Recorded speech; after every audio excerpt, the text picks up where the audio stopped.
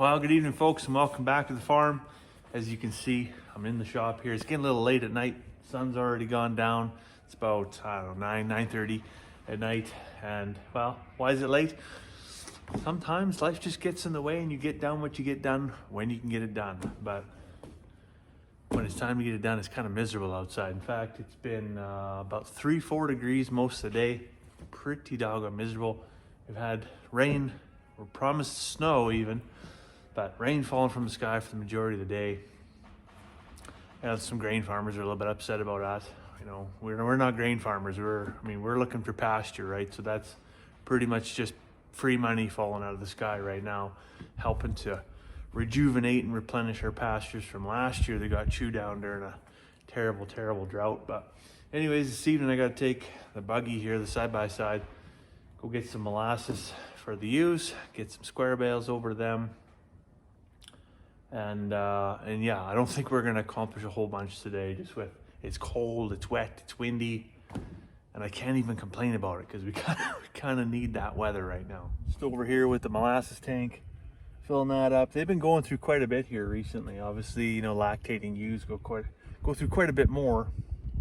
So typically I was filling this up on Sundays, but now I'm doing about every 4 to 5 days instead of every 7 days.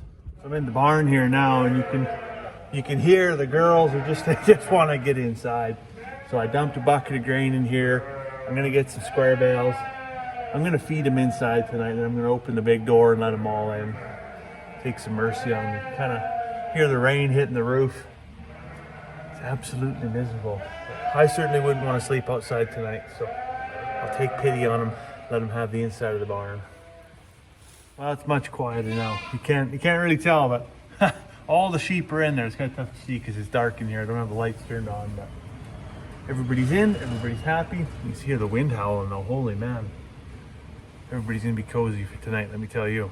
But message for the fellas, if you didn't know this, if you haven't remembered, just in case, maybe, just maybe, tomorrow you might want to go shopping.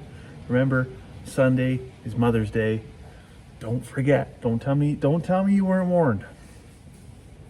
And speaking, of course, of special occasions, I do also want to say a very happy birthday to Cassidy Rooker. She's my buddy Curtis's daughter. She's turning 13 today, actually. So big day, of course. So happy birthday, Cassidy.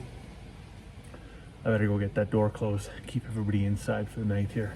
Every time I come out here and I lock the girls up in the barn, I always want to do a quick sweep of the paddock here, and especially into the little lambing shelter. This is where we lambed for years before we built the barn. We always want to look around for lambs that are maybe tucked in, you know, in behind the bale feeder or over beside the compost pile, or, you know, in behind the shelter. Especially a cold, wet, windy night like this, young livestock can become young dead stock. And sure enough, I went over to fill up the molasses feeder, and what did I hear? With this little one. So, you know, by morning this thing would have been hungry, hypothermic, and in a bad way. So we're gonna go tuck him in the barn with his mama. We'll be triple happy teddy bears. Well, I'm all done chores, got the buggy back inside, and you know what, we've had lots of folks asking this week, and especially in the last couple days here, because it has been warmer, we've been getting some moisture, things are starting to change color. Yes, things are getting green. So when are the ewes going out? Because, I mean, there's little babies, everybody wants to see them frolicking around the fields. Well, patience. It's gonna have to wait a couple more weeks.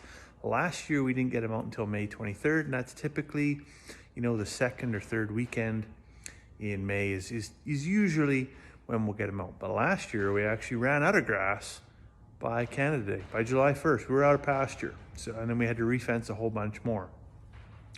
So, and yeah, last year was incredibly hard on the pastures. So we do want to let that stuff, I mean, it's had a rest. Now it's got to recover.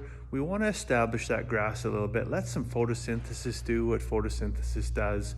Get some growth happening before we get them out there, and then just parasite load and trim that grass down to there so it gets no sunshine in it, gets no nutrient value in it. Yeah, it's not going to be good, right? So exercise a little bit more patience, feed a little bit more hay, feed a little bit more molasses for a few more weeks. We've still got enough to stretch us through. you know, so we'll be okay. But yeah, a couple more weeks, May long weekend, stay tuned. But we are hoping, if the weather smartens up, if it gets a little bit drier perhaps, be great if it warmed up a little bit.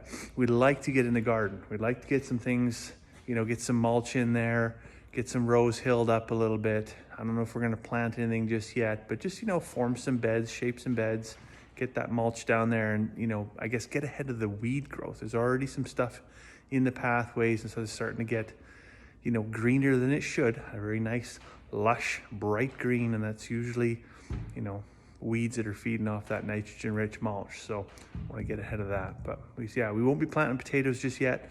Still a little cool, still a little damp. We don't want them to rot in the ground. But the itch is there. Let's just say that. Anyways, speaking of the itch, I got an itch for a cup of tea, maybe a biscuit or something like that. So I better let you go for now. I hope you have a fantastic evening, and we'll see you tomorrow.